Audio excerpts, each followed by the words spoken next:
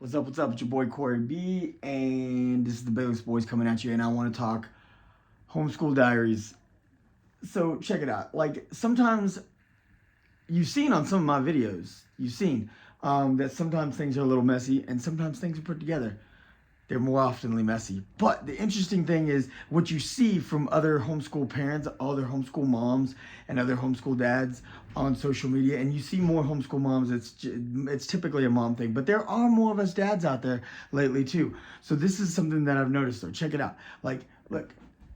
My office is getting a little bit more put together. There's still a little bit messes over there and here and wherever, but it's getting more put together. And right now, my living room, pretty clean, pretty put together. I got it all cleaned up last night before, as the boys were winding down, they were watching a movie. And as they were watching their movie and getting ready for bed and stuff, I went ahead and just cleaned up the whole living room. And it wasn't too bad because they had done a good job of not making too much of a mess in the first place, which is always nice. Now there's a couple of jackets over there, but other than that, it's pretty clean. This is Corey. Y'all all know Corey. Now the kitchen is pretty clean as well. The dishwasher is open right now. I just got done loading some dishes in there and hadn't started it yet. Mostly our kitchen is put together. It's clean. Now check it out. This is the thing that you'll see with a lot of homeschool moms and dads who decide to post on social media. They will only give you a snapshot of this. Look, there's no mess. But see, look, the thing is the reality is there's always a mess somewhere. Especially with a big enough family. Oh, Corey doesn't want you to see, but it's not even Corey's mess, really. It's not mostly Corey's mess. It's mostly two people. Colton's got a mess, and not just Colton. Well, there's Colton right there. But see, not just Colton, but also Lucius. Lucius will get his hands on anything. He will drag things off the shelves. He will knock stuff in the floor. Once things are in the floor, he starts, rummaging around, tearing up little pieces of cardboard, things like that.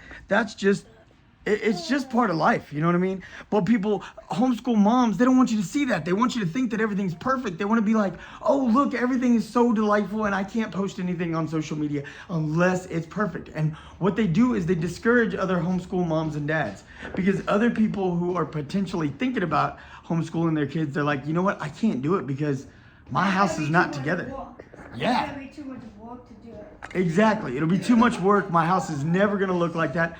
First of all, like I said, look, there are parts of my house that are clean. There are parts of my house that are not clean. And you know what? It doesn't matter. Like your house being perfectly neat and tidy has no bearing on your children and your ability to succeed as a homeschooler, as a homeschool family.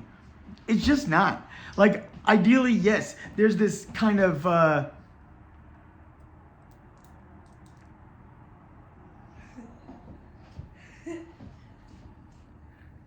It is 8:34 in the morning. My son has just brought me M&Ms. Let me tell you, he's bribing me. Because what he's trying to do is he's trying to eat some M&Ms of his own. And he's like, if I give Dad some M&Ms, then maybe Dad won't care that I ate some. I want to. I'm on to you, boy. So the thing is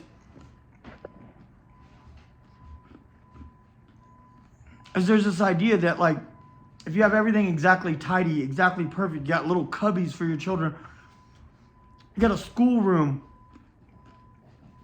Everyone's gonna think that you did it as a Uh-huh. miracle. Exactly. And you get less subscribers and views on When people see that, exactly, he's like, they're gonna be like, that's some kind of miracle family. The reality is, yeah, if you can set up little cubbies, you can set up little desks, you can have a schoolroom, great. In the last Airbnb that we were living in, downtown, we actually had a schoolroom because there was kind of this extra little offset area from I don't know what it was supposed to be, but it was kind of a strange little room, but it kind of worked out perfectly because it was off of the kitchen, so I could sit there and make dinner. Dad, then I could work at the countertop on. Huh? if you're 70 pounds, you fall off 70 miles an hour. Wait, say that again. If you're 70 pounds, you speed up to 70 miles an hour. No, that you go way faster. It just depends how high it is. About to get into some physics here, some velocity and. So if you fell off that bench, you would do it splat onto the ground. That would be your dead if you would. Whoa, things just got heavy. Okay, so like I said, the key is just remember that if you could set it up all like that, do it. It's great. Like I said, we had a schoolroom and it worked out. But honestly, we're doing better now than we were doing then because, and the reality is we're not doing better now because we don't have a schoolroom, and we weren't doing better then than we were before because we did have a schoolroom. We're doing better now because we've learned more. We understand more. We've developed more as a family. We've grown closer. We've learned more about each other's quirks. We've frustrated each other more. We've irritated each other more. We've driven each other absolutely crazy. And we've learned how to get through school, how to get through, these classes and these courses together. We've learned this process, and that is why, boy, you know better. You better get off that scooter in the house. I ain't playing with you. Better go put your scooter away. So don't beat yourself up. Don't think you got to be perfect like the other pictures that you're seeing on social media, because those pictures, I'm not saying they're not real, but they don't matter. Does that make sense? I hope that makes sense. It's not that they're not real, because some people do really got their stuff that tight. They got their game so tight and everything's so neat and so tidy and so perfect. And before I got married, I used to be like real compulsive about everything had a specific spot in my house. And when I got married, all of a sudden me and Kimberly moved in together. We didn't move in together until we got married. We got married, moved in together, and instantly combined two households. And we're trying to figure out how we're going to fit her stuff and my stuff all in my small apartment that I had at the time. No, hey, stop. And so as we were trying to figure that out, all of a sudden I didn't have a place for everything. But we worked it out because it was just me and her. We were able to work that out. Then I had children and I learned, whoa. These boys touch things and they move things and they do things that you would never expect them to do. And then you would be like, why would you move this? Why would you do this? Why would you do that? Guess what? There is Lucius right there. Oh, Pudgy. There's Colton. Guess what? When we were in Texas, they used to put the coffee mug on the table. I used to say that doesn't belong here. I couldn't even believe it.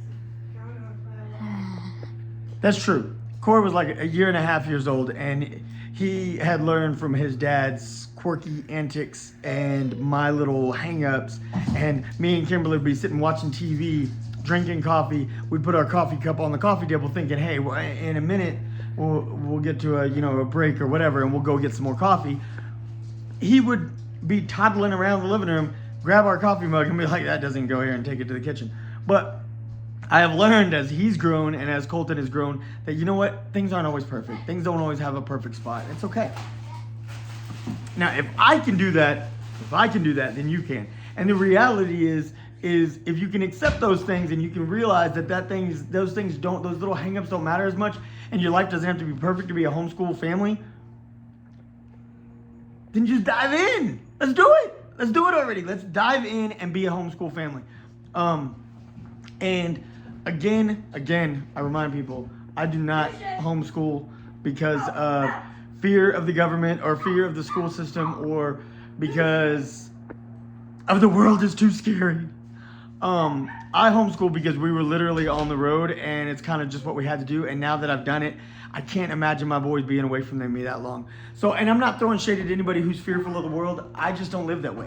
I don't live fearful at all. I don't live concerned. I live with Jesus, and Jesus is hope, and that's the opposite of fear. So I don't fear. I just don't.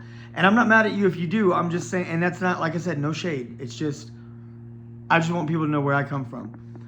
I am, Kimberly took a travel nursing job, and when she did, we had to do something to get the boys' education, and so we decided to homeschool because every couple of months she would change locations. Sometimes on a whim, we'd be changing, and we thought that was going to be hard to check them in and out of school, not knowing when we were going to be moving, and that was going to mess their kind of world up.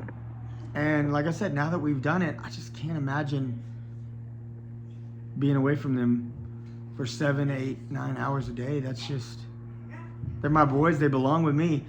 And now we're trying to grow and develop a ranch.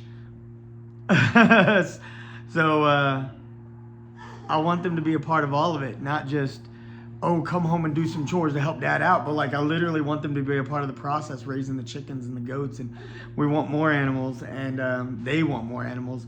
I do this for them because I love them and because I love Kimberly, because believe me, this was not the life I chose. But that being said, God knew better than I did what I would love, and I love Kimberly and these boys, and I love my life. I love my life out here in Wyoming. And I'm a Texas boy through and through, but I love my life out here in Wyoming, and I love our animals, and our chickens are so sweet. Lucius, our puppy, is just the sweetest little dog, and I did not want a dog. I didn't want cats. Oh my gosh, this was not. But I love them.